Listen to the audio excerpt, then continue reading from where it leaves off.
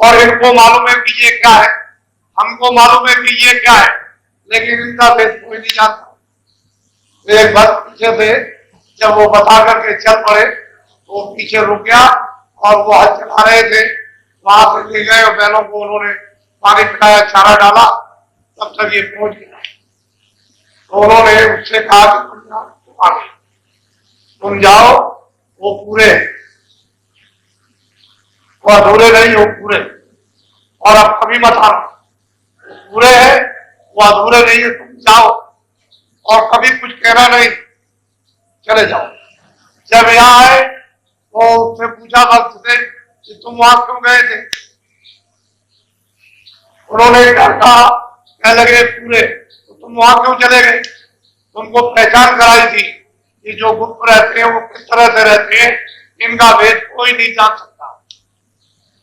ये सारी अंतर मंडलों की सारी संभाल और यहाँ की सब गोपनीय करते हैं और भक्त वत्सल बनकर ये मतलब है हर समय सब जगह ये देखा करते हैं और किस तरह से रहते हैं, इनका रहन सहन और वेशभूषा किस तरह का है, इनको कोई नहीं पहचान सकता। सही बात है, उनको ये उनको जानते हैं, वो इनको जानते हैं और ये सब ऊपर में मिलते हैं। तो पूछती है, हे स्वामी अपना आप भेद बता दीजिए और विधि विधान से, ताकि हमारा ये संदेह सबका सब दूर हो जाए। तो वो कह रहे हैं कि नहीं, मैं तो मतलब ये कि एक अनाम अनाम अमाया, मेरा वहां कोई भी भेद नहीं जानता और मैं ही अगर कुछ कहूंगा तो किसी की कुछ समझ में आएगा, वैसे कोई नहीं जान सकता। मेरा था माया का रूप में धारा, दूसरा अलग पुरुष। उन्होंने बड़े विधि विधान समझाया कि जब हमारा नाम था, अपार था, अरूप था, तो मैंने प्रथम रूप अपना धारण किया, वो अगम। तो अगम लोग निर्माण करके यानी स्थापित करके वह अगम पुरुष को बैठा दिया। एक रूप तो हमारा, दूसरा जो है अलग रूप, वो मैंने अलग रूप धारण किया और अगम पुरुष को बैठा दिया।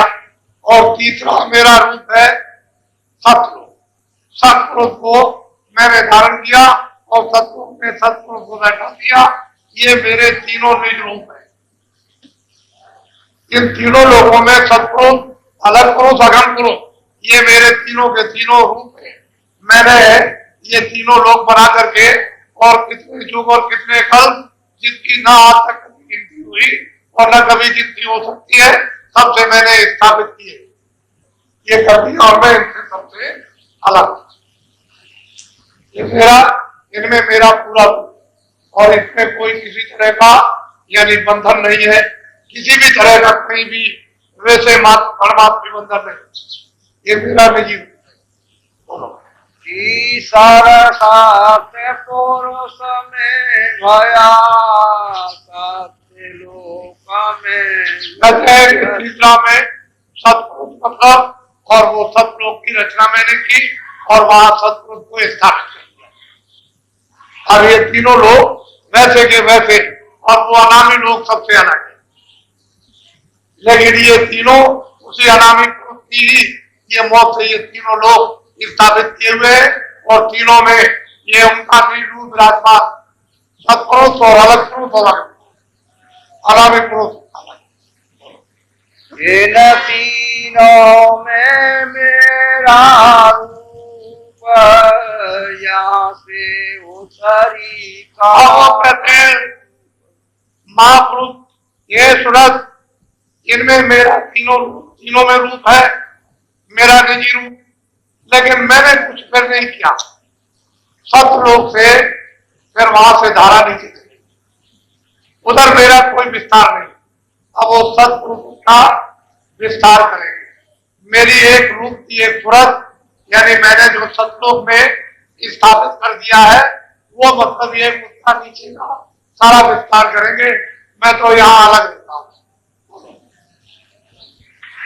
इन तीनों में मेरा रूप से उसरी कला। सतलोक से मैंने सतलोक से अरूप कला वहां से उत्तरी शब्द द्वारा पहले शब्द जोरों का सतपुरुष के उस मुखारबिंद से निकला और उसने न मालूम कितने यानी बेशुमार उसने मंडल यानी बना दिए, आकाश बना दिए। और यही से फिर उठा सतलोक में तो खजाखज सुरतें भरी हुई है, वहां एक सूरत को उतार देंगे सतपुरुष और जगह जगह पर फिर स्थापित कर देंगे। तो पहले शब्द उधर से आया, उधर से धार सीधी चल करके आई और यहाँ पर नीचे आकर के टिक गई और खाली वो शब्द की धार जो है इस तरह से यानी चक्कर मार रही, ऐसे नाच रही। अब वो बहुत दिनों और मुद्दतों के बाद ये सारे के सारे आकाश बने रहेंगे उनके शब्द के द्वारा। फिर वो सूरत को लिखेंगे उसी शब्द पर, तो उसका ठेका बना देंगे। ये इसका ठेका, ये महाकाल का ठेका, ये पार्वन का ठेका, ये ब्रह्म का ठेका, ये निरंजन भगवान का ठेका, ये सब बना देंगे। और उस वक्त में कोई किसी को कुछ नहीं, बस केवल इनको बैठा कर और ये वहां बैठ करके उसी शब्द के उस ठेके पर स्थान पर और का सब ध्यान करेंगे, एक लक्ष्य होकर के ध्यान करेंगे। उस समय पर कोई रचना नहीं, क्योंकि सूरत के बगैर उस मंडल में कोई रचना भी नहीं हो सकती है। तो ध्यान निश्चित होकर के उसकी तपस्या करेंगे, कल भी जाएंगे। तब करते करते फिर कभी जाकर के सतपुरुष यहाँ तक निज कर मुझको जानो, पूरन रूप मुझे। लोक में मैं पूरा, अलग लोक में अगम लोक में मैं अलग लोक में पूरा, अगम लोक में मैं पूरा हूँ। मेरा निज रूप है, वहां कोई किसी तरह की मिलोनी नहीं और मैं अलग हूँ। मेरा एक रूप, मुझे जान यहाँ कोई किसी तरह का बंधन, जो भी छोड़ते हैं वहां पहुंच जाएंगे। सब स्वतंत्र सब आ जाएंगे, सर्वदा के लिए सदैव फिर लौट करके ना उनको कभी आना है कभी आएंगे। वो तो पहुंच गई अपने खजाने। यहाँ तक मुझको जानो और इसके बाद ये फिर विस्तार होगा नीचे सतलोक की बात। बोलो अंश दो सत पुरुष निकारी, ज्योति निरंजन नाम। शब्द जो उन्होंने जोर का जो धत्कार निकली थी, तो वहां पर दो सुरतें निकाली, एक माया की और एक उन्होंने ज्योति और एक उन्होंने पुरुष। तो आज्ञा मां शक्ति ज्योति हो गई और निरंजन भगवान पुरुष हो गए।